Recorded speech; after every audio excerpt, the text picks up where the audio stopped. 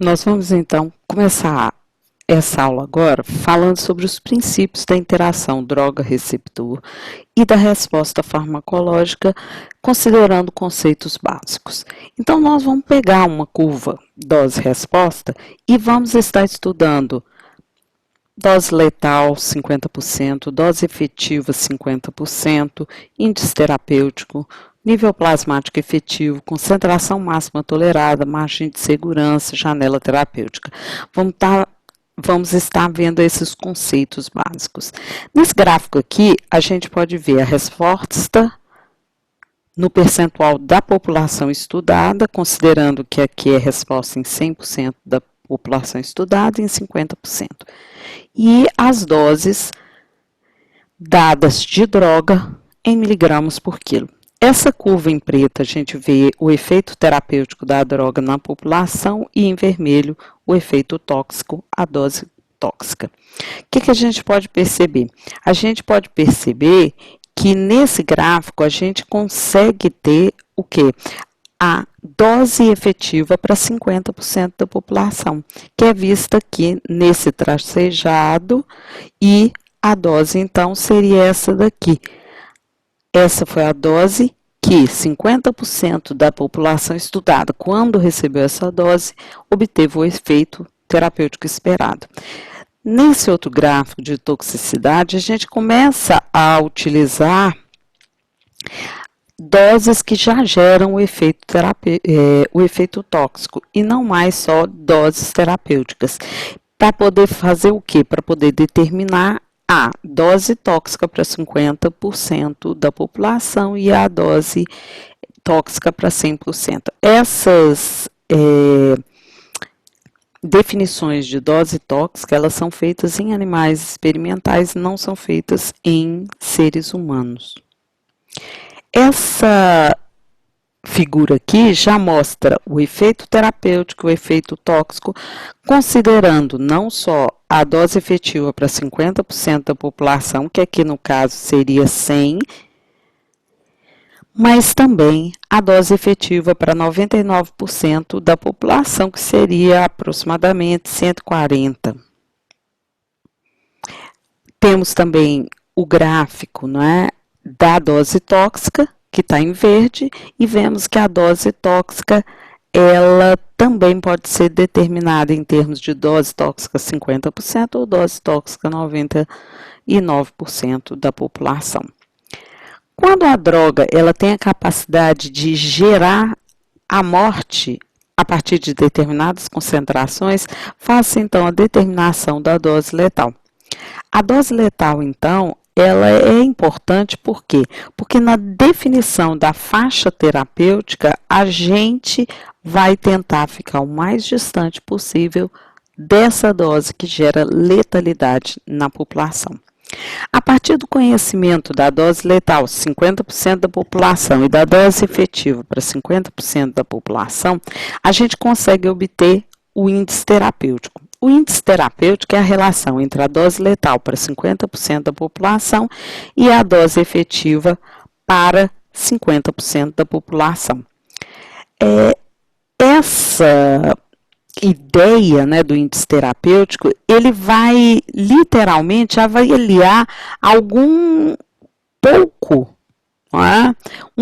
da capacidade de dano que essa medicação pode gerar no paciente. A margem de segurança, ela já é calculada pela dose letal em 1% e a dose efetiva em 99% da população. Nós, então, vamos trabalhar a faixa terapêutica entre a dose efetiva 50%, mais ou menos, e a dose letal para 1% da população. Então, a janela terapêutica, ela vai ser aquela faixa onde eu tenho uma toxicidade mínima e uma concentração, uma dose efetiva também mínima e uma dose efetiva adequada para o paciente, tá? Então, a faixa ou janela terapêutica, ela avalia com mais segurança e de uma maneira mais adequada a condição de uso clínico do medicamento, considerando se esse medicamento tem capacidade de gerar morte dos indivíduos que utilizaram ou só toxicidade.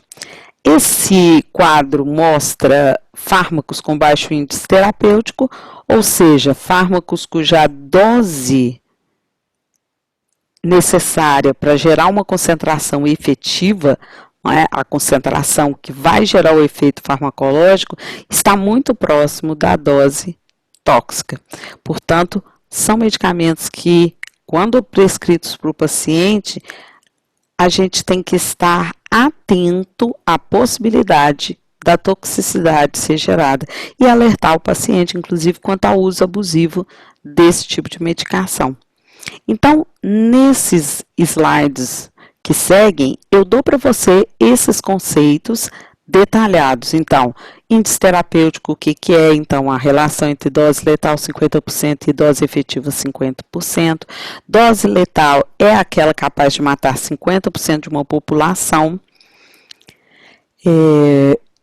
que utilizou a medicação. Dose efetiva é a concentração efetiva que vai induzir um efeito clínico em 50% dos indivíduos.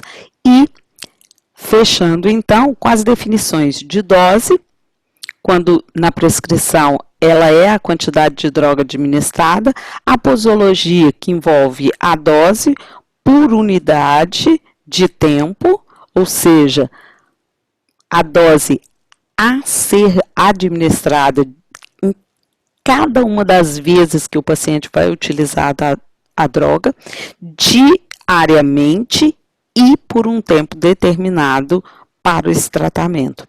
Biodisponibilidade é a fração do fármaco administrado que é levado à circulação sistêmica, e a bioequivalência, que é a forma que se tem de mostrar quando um fármaco que está sendo vendido como um medicamento de referência pode ser substituído ou por um genérico ou por um similar, sem que tenhamos consequências clínicas. O estado de equilíbrio estável, que é aquele que indica quando o fármaco atinge a concentração terapêutica e vai se manter a partir de administrações contínuas da droga. Quando a gente pensa na interação entre dois fármacos, nós podemos ter dois tipos de resposta. Uma resposta em que eu tenho o aumento da resposta farmacológica, então eu tenho drogas diferentes administradas conjuntamente, e quando isso acontece, eu tenho um aumento no efeito farmacológico. Ou a interação entre fármacos, quando eu tenho uma redução da resposta farmacológica, ou seja, quando eu uso duas drogas simultaneamente e eu tenho um efeito reduzido em relação ao que cada uma tinha separadamente. Então, o sinergismo, ele é a interação entre duas ou mais drogas, na qual a resultante final é o aumento da resposta farmacológica. Temos dois tipos principais de sinergismo. O sinergismo de adição, quando eu tenho o efeito sozinho da droga A e o efeito da droga B sozinho. Quando elas são administradas conjuntamente, esse efeito, então, é somado. Ele é a resultante do efeito de A mais o efeito de B. Quando a gente tem o sinergismo de potenciação, a gente tem a droga A e a B separadamente tendo um efeito cada um unitário, e quando eu associo droga A e B, a gente vê que a resposta da associação ela é maior do que a soma das respostas que eu tenho separadamente para cada uma delas. Esse gráfico aqui, ele mostra uma resposta sinérgica quando eu misturo a droga A e B em relação à inibição que elas fazem do crescimento. A droga A e B fazem uma inibição do crescimento percentual de cerca de 10%. Quando a gente associa essas drogas A e B, o que a gente percebe é que a gente tem uma inibição do crescimento da ordem de 60%. Então, essa inibição, ela mostrou que está havendo um sinergismo entre A e B e um sinergismo que vai além da soma dos efeitos de A e B. Então, esse sinergismo pode ser caracterizado, classificado como sinergismo de potenciação. Agora nós vamos ver o antagonismo. Antagonismo, então, é quando eu tenho associação de duas ou mais drogas e a resposta final é reduzida. Nós temos vários tipos de antagonismo. Nós vamos começar vendo o antagonismo químico. Antagonismo químico é quando eu tenho duas substâncias que combinam em solução e essa combinação em solução envolve uma interação química de maneira que as drogas podem ambas perder a sua atividade, o seu efeito farmacológico, ou apenas uma delas. Já no antagonismo farmacocinético, a gente tem duas drogas sendo usadas simultaneamente e uma vai reduzir efetivamente a concentração da outra no seu sítio de ação. Um exemplo clássico disso, de interação representando antagonismo farmacocinético, é o antagonismo entre o fenobarbital e a varfarina. O fenobarbital, ele tende a aumentar o metabolismo hepático das drogas. E, fazendo isso com a varfarina, ele vai fazer com que a varfarina seja metabolizada mais rapidamente e, a partir dessa metabolização mais rápida, eu vou ter a excreção dela acontecendo de maneira mais rápida, o que vai fazer com que a biodisponibilidade dela caia, o tempo de meia-vida e o seu efeito seja reduzido, caracterizando, então, esse tipo de antagonismo. Quando a gente fala do antagonismo funcional ou fisiológico, a gente se refere à interação de duas drogas agonistas que agora vão atuar em receptores diferentes uma da outra e elas vão, a partir da interação com esses receptores, gerar efeitos opostos. Um exemplo, acetilcolina no receptor do tipo M2 no coração, gerando bradicardia, e a adrenalina no receptor beta-1 no coração, gerando taquicardia. Ambas atuam em receptores diferentes e a resposta delas é oposta.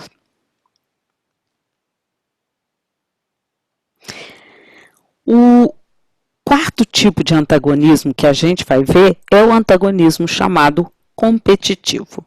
No antagonismo competitivo, a gente pode ter ele sendo visto de duas formas: antagonismo competitivo chamado reversível e antagonismo competitivo irreversível. Quando a gente tem esse tipo de interação, nós temos duas drogas que vão competir, então, pelo mesmo receptor. Uma droga agonista e uma droga antagonista. Quando eu vejo aqui essa curva dose-resposta aqui da droga A, essa curva dose-resposta é uma curva de droga agonista. Quando eu associo o antagonista B a essa droga, o que eu percebo? Eu vejo que a concentração necessária de droga para que eu tenha, então, a resposta 50%, ela passa a ser maior. Então, eu preciso de uma concentração maior da droga A para que eu tenha a mesma resposta farmacológica que eu tinha quando eu usava a droga sozinha. Então, olha aqui, eu precisei aumentar a concentração da droga A para que eu conseguisse deslocar a droga antagonista B do receptor e a droga A viesse, então, a se ligar ao receptor. Já quando eu misturo a droga A, mantendo aqui a curva dose-resposta dela, agora com o antagonista C, o que eu observo é que não adianta mais eu aumentar a concentração da droga A. Por quê? Porque eu não consigo mais obter resposta máxima, por mais que eu venha a aumentar a concentração da droga A. Eu não consigo aumentar a resposta farmacológica após ter adicionado o antagonista C.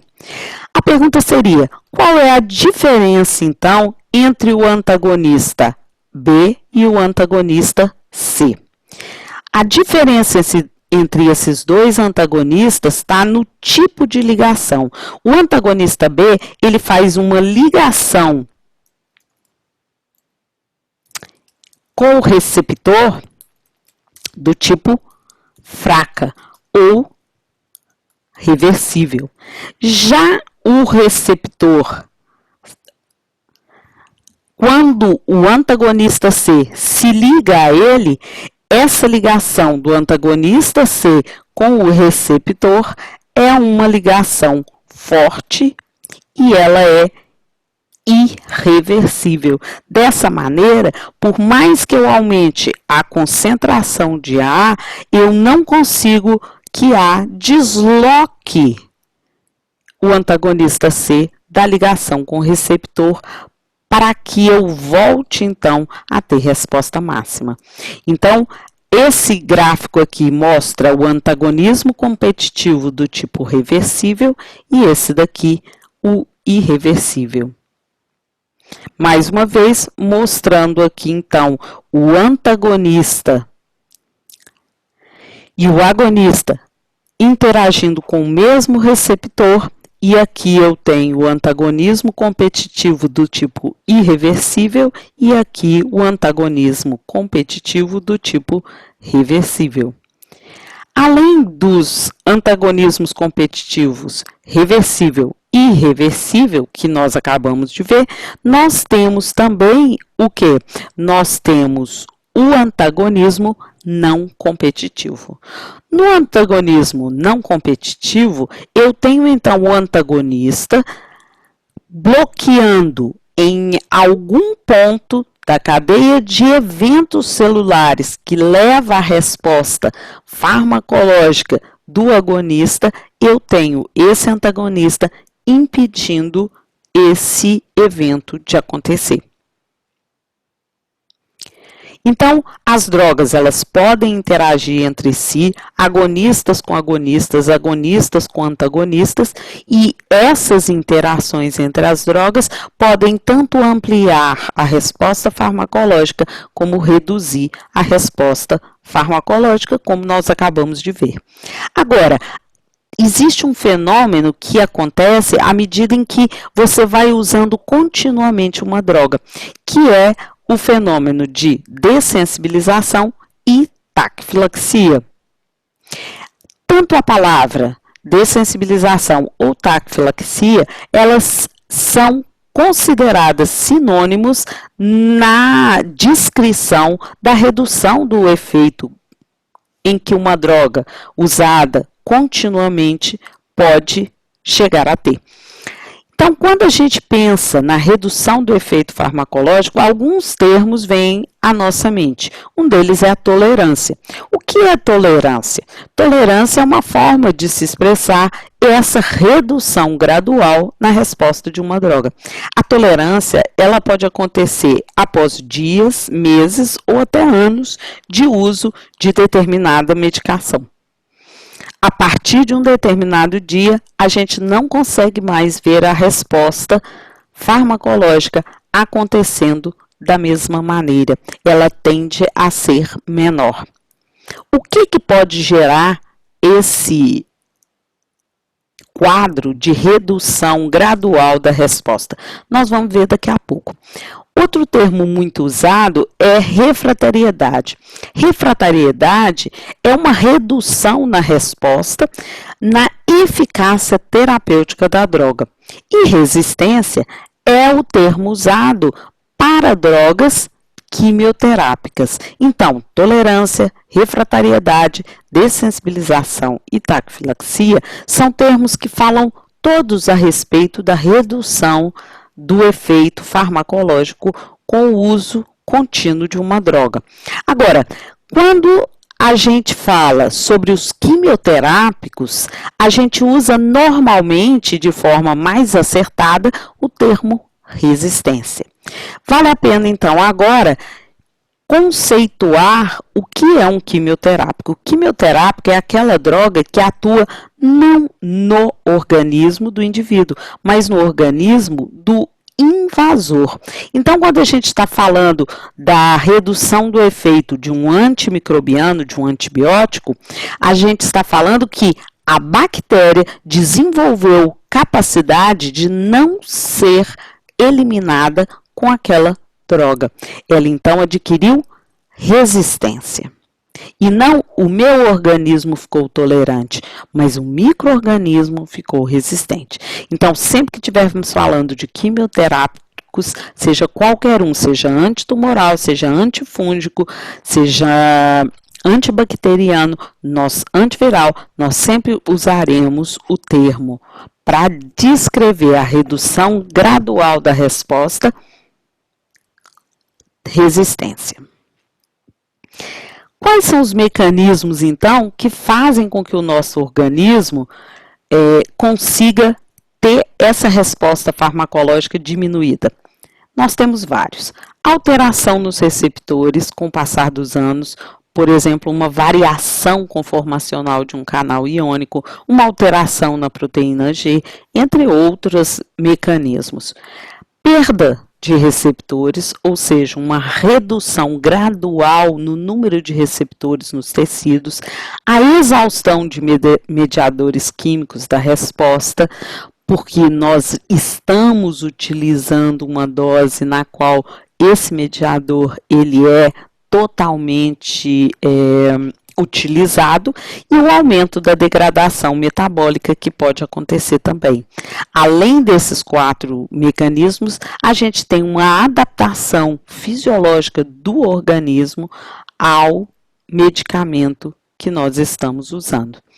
Nesses últimos slides, eu coloquei um resumo do que nós vimos e estudamos hoje a respeito da curva dose-resposta em termos de qual é a fase de absorção, qual é a fase de distribuição, concentração máxima plasmática, e coloquei alguns exercícios para serem feitos de fixação sobre os tipos de antagonismo e sobre sinergismo.